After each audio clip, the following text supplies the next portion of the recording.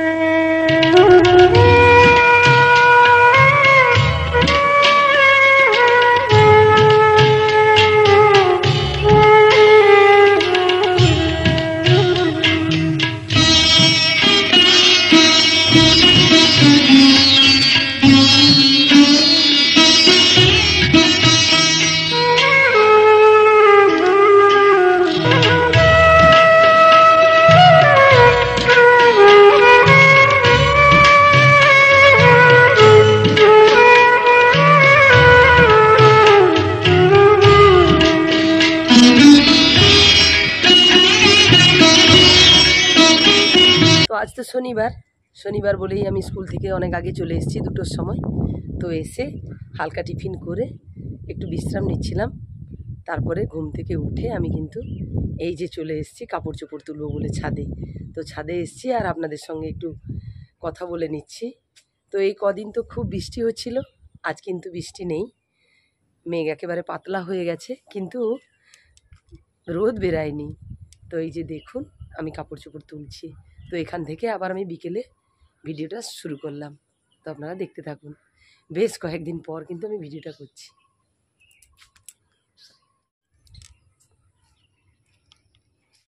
তো ছাদে তো কাপড় তুলতে চলে এসেছি। তো কাপড় তুলতে এসে আপনাদের সঙ্গে একটা মনের কথা শেয়ার করছি। কি জানেন তো, আমি তো বেশ কয়েক বছর ধরেই সংসার জীবনের সাথে আছি।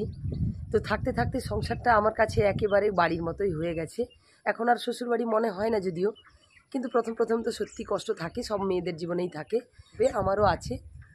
কিন্তু কি জানেন তো, প্রথম প্রথম যে কষ্টগুলো একেবারেই মনে হতো না, এখন কিন্তু সব কিছুতেই খুবই কষ্ট মনে হয়। যেমন শ্বশুরবাড়িতে তুমি যদি মনে করো যে সবাই তোমাকে ভীষণ ভীষণ ভালোবাসবে, না গো, সেটা কখনো হয়ে ওঠে না। কেন জানেন তো, শ্বশুরবাড়ির ভালোবাসা সবার একেবারে কাছের হয়ে যাবে তুমি। তো কখন যদি শ্বশুরবাড়ির সব কিছু কথাতে তুমি তালে তাল মিলিয়ে হ্যাঁতে হ্যাঁ, নাতে না, ভালো লাগাতে ভালো লাগা, খারাপ লাগাতে খারাপ লাগা, এইগুলোতে যদি থাকো না, তাহলে সবাই তোমাকে মাথায় করে নাচবে। কিন্তু হ্যাঁ, যদি একটা কোনো বিষয়ে তুমি যদি মাথা তুলে বলে দিয়েছো যে না, এটা এরকম হওয়ার কথা, এটা এরকম হওয়ার কথা, এটা ঠিক হচ্ছে না, তাহলে কিন্তু তোমার ভালোবাসার জায়গা একেবারে জিরোতে চলে আসবে। এটা আমি গ্যারান্টি দিয়ে বলতে পারি। তো সেই কারণে শ্বশুরবাড়িতে থাকতে গেলে মানিয়ে গুছিয়ে সব কিছু একেবারে নিজের মতো করে থাকতে হবে।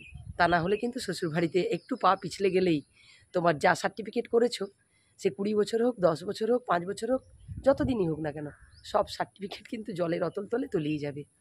তো সেই কারণে যদি ভালোবাসার জায়গা আপনারা তৈরি করে ফেলেছেন, তাহলে সেই ভালোবাসাটা টিকিয়ে রাখার দায়িত্ব আপনাদের নিজেদের।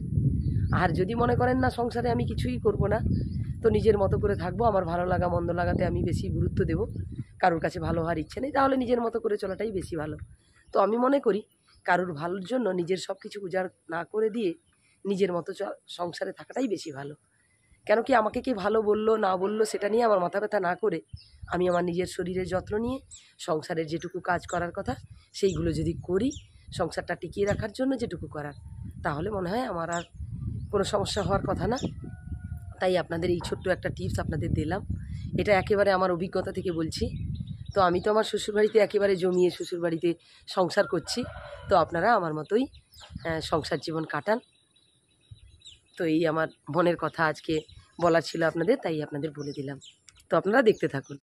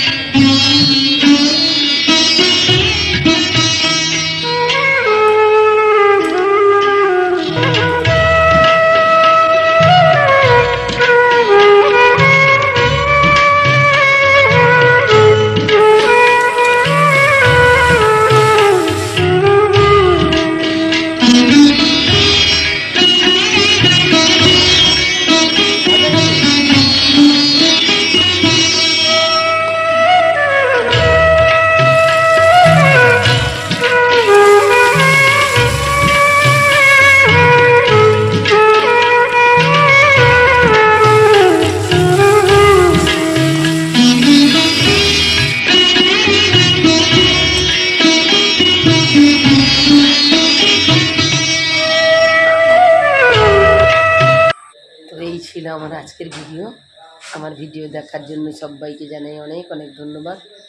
সবাই সুস্থ থাকবেন, ভালো থাকবেন। আজকে তবে আসি, আবার দেখা হবে কাল অন্য কোনো ভিডিওতে। আজকের মতো টাটা। আর আমার ভিডিও যদি ভালো লেগে থাকে তাহলে প্লিজ একটা লাইক করতে ভুলবেন না কিন্তু।